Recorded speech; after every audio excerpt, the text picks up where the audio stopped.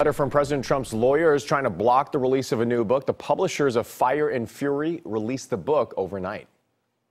Dozens lined up before midnight in Washington, D.C. to pick up a copy of the book, with one store selling all of its copies in under 20 minutes. I think a lot of people probably are interested just because it blew up so quickly. And I think the level of freak out and response to everything, it's already pretty high these days. The president tweeted about the book less than an hour before midnight, claiming he never allowed author Michael Wolff access to the White House. I don't talk to him. I don't talk to him. Yesterday, the president distanced himself from his former chief strategist, Steve Bannon. Bannon is quoted throughout the book, which is highly critical of the president.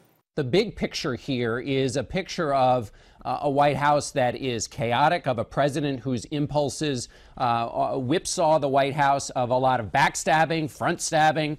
On the Russia investigation, Bannon says that Donald Trump Jr. and Jr Kushner were treasonous and unpatriotic when they met with a Russian lawyer claiming to have dirt on Hillary Clinton in June of 2016. It gives validation to something the president and the White House have been trying to undermine. When news of the Trump Tower meeting first broke, the president huddled with advisors on Air Force One to discuss how to frame the meeting, but the discussion may have cost the president one of his top lawyers.